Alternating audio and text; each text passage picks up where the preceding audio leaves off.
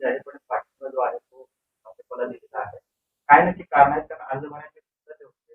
नंतर जाहीर बैठक घेऊन त्यांनी पाठिंबा दिला नारायणबाबा. त्यांनाच विचारलेलं बरं राहील मला विचारण्यापेक्षा. मला माझे मतदार माझ्या बरोबर आहेत. मतदारांबरोबर मी काम करतोय.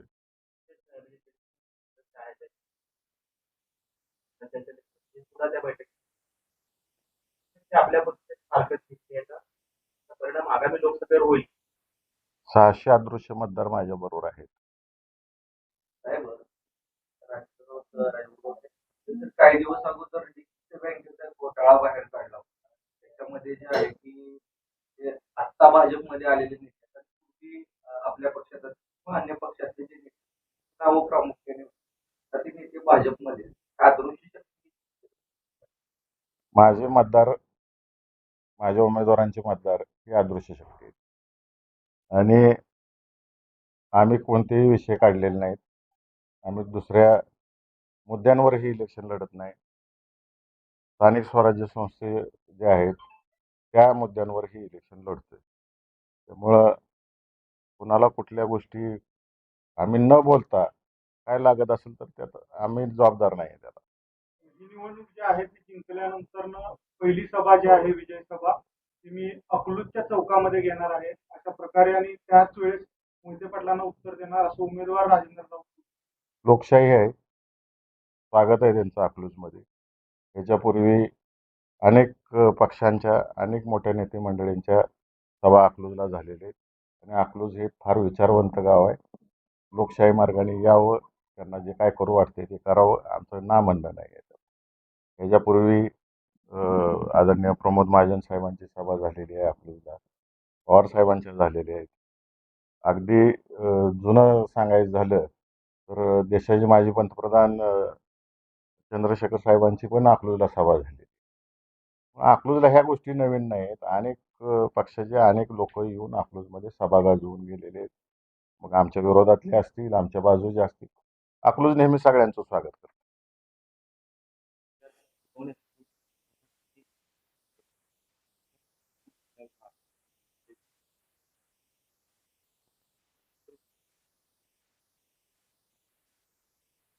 आता चॅनल आकडेवारीच सांगते की आम्हाला परवडत नाही, जाहिराती मिळत नाहीत, हे नाहीत. दुर्दैव आहे. मी जसं सांगितलं की सावित्रीबाई फुलेंनी आणि आदरणीय महात्मा फुलेंनी जे कार्य या देशातल्या मुलींसाठी केलेलं आहे ते सर्वसामान्य जनतेपर्यंत आणि विशेषतः भावी पिढीपर्यंत पोचलं पाहिजे. सिरियल ही असं माध्यम आहे की आपल्या देशातील राष्ट्रपुरुष असतील, राष्ट्रमाता असतील, यांचं विचार, इतिहास हा नवीन पिढीपर्यंत पोचवायचा असेल तर टी व्हीसारखं सोपं माध्यम दुसरं कुठलं नाही. कारण का अलीकडे वाचन कमी झालेलं आहे नवीन पिढीमध्ये. ह्या टी व्हीच्या माध्यमातून नवीन पिढीमध्ये हा विचार रुजवला जाऊ शकतो.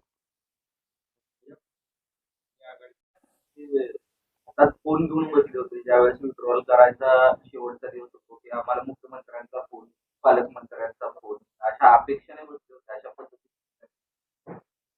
तुम्ही पत्रकारांनी सगळीकडं प्रसारण दाखवलेलं आहे.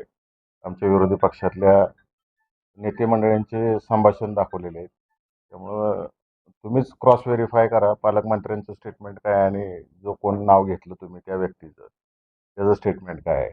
दोघांची विरुद्ध दिशेची स्टेटमेंट आहे. देवेंद्र फडणवीसांना ज्या कुटुंबाने दगा दिला त्यांना मी माझ्या पक्षाचा प्रचार करतोय. माझ्या मतदारांना माझ्या जिल्ह्यात काय विकास होणार आहे हे सांगतोय. त्यांनी ते सांगावं.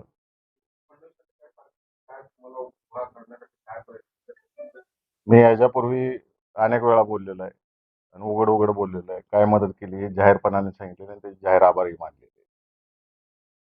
या उत्तम जानकरांबाबत आपण म्हणाला होतं की घरातली भांडणं मिटली का?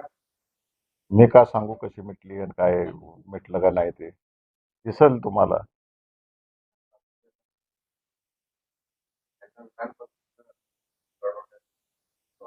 हिंमत नाही चार चार वेळा संपलेल्या व्यक्तीवर मी बोलत नाही. खरं तर पालकमंत्री काल भाषणामध्ये असंही म्हणाले, मी या जिल्ह्याचा पोस्टमॅन आहे, तुमच्या सगळ्या तुमचे जर मला आदेश आले की कार्यक्रम करायचा तर मी एखाद्याचा कार्यक्रमही करतो आणि कोणाचा कार्यक्रम लावायचा असेल तर त्याचा कार्यक्रम करतो. ते पालकमंत्री आहेत का पोस्टमन आहेत हे त्यांनी ठरवावं. भैया, खरं तर आपल्याच गटाचे आपण समोर आलो.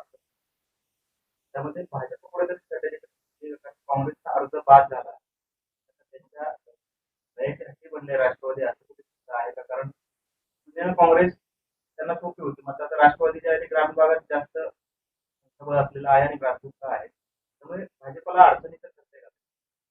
त्यांनाच विचारायला लागेल अडचणीच ठरतंय का काय, कारण का एवढं पाशवी बहुमत आहे असं सांगतात ते, एवढं घाबरून का पळायला लागलेत, स्वतःच्या मतदारांवर विश्वास नाही असं दिसतंय एकंदरीत. भाजप असं म्हणाले तुकडे अजून ते आहेत आणि त्या सर्व काम करतात. हा ओपन टोला होता भाजप. काय वाटतं?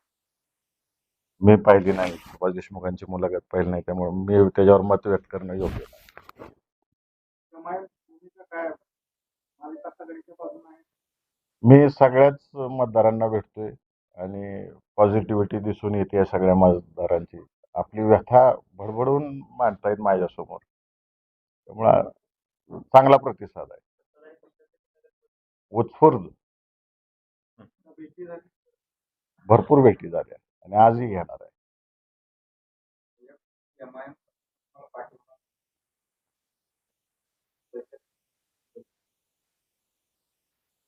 सगळ्यांबरोबर आमच्या सकारात्मक बैठकी चालू आहेत. सर्व पक्षातल्या नगरसेवकांबरोबर सकारात्मक बैठक होते आणि उत्स्फूर्त प्रतिसाद मिळतोय. मध्ये मोठ्या प्रमाणात वादळी वारा आणि गारपीट पावसामुळे मोठं शेतीचं नुकसान झाले. की बघा अक्षरशः झोपलेले आहेत. काय नक्की आपल्या सरकारकडे मागणी असणार आहे, काय पाठपुरावा? मी परवा वादळी वारं जे झालं आणि त्यात माळशिरस, करमाळा, माढा या तालुक्यांमध्ये केळीच्या पिकांचं प्रचंड नुकसान झालेलं आहे. म्हणजे अख्खं बागाच्या बागा झोपलेल्या आहेत आणि हार्वेस्टिंगला आलेलं पीकचं नुकसान झालेलं आहे. त्यामुळं मी कृषी आणि तहसील विभागाला दोघांना सर्वे करायला सांगितलं आणि तो सर्वे करून पंचनामे करून शासनाला रिपोर्ट करायला सांगितलं आणि मी उद्याच कृषी मंत्री आदरणीय भरणे मामा साहेबांना भेटतोय आणि या बाबतीत जास्तीत जास्त नुकसान भरपाई उत्पादकांना मिळावी, कारण का हार्वेस्टिंगला आलेली पिकं पडलेली आहेत आणि एक मोठं नुकसान झालेलं आहे. आज 27 रुपये किलो असा दर चालू आहे, त्यामुळं मोठं नुकसान झालेलं आहे. तर फळांचा सुद्धा यात विचार केला जावा अशी मागणी मी कृषी मंत्र्यांकडे करणार आहे. हे खरं तर एक मालिका काम करतात. ती मालिका आता बंद पाडण्याचं बंद करायला काय नक्की यात? एक तर सावित्रीबाईंवरची अत्यंत उत्कृष्ट अशी सिरियल चालू आहे आणि या सिरियलच्या माध्यमातून सावित्रीबाईंच्याबद्दल चरित्र हे नवीन पिढीला माहीत होत होतं आणि माझ्या माहितीप्रमाणे मी ज्या ज्या लोकांबरोबर बोललो, ज्या ज्या कुटुंबातल्या लोकांबरोबर बोललो, सगळ्यांची इच्छा आहे की ही मालिका चालू राहिली पाहिजे आणि सगळेजण पाहतायत. विशेषतः मला हेच समजत नाही चॅनल का नाकारायला लागले या सिरियलला आणि परवडत नाही असं सांगते. माझं तर मत असं आहे की एवढा नफा सगळे चॅनलवाले कमवत असतील विविध माध्यमातून, तर एखादे राष्ट्रपुरुष असतील, राष्ट्रमाता असतील, ह्यांच्यावरची सिरियल जर तुम्हाला तुमच्या आकडेवारीनुसार परवडत नसेल, एखादं सामाजिक विषय हा चॅनलने स्वतःहून खर्च करून दाखवला पाहिजे असं माझं मत आहे.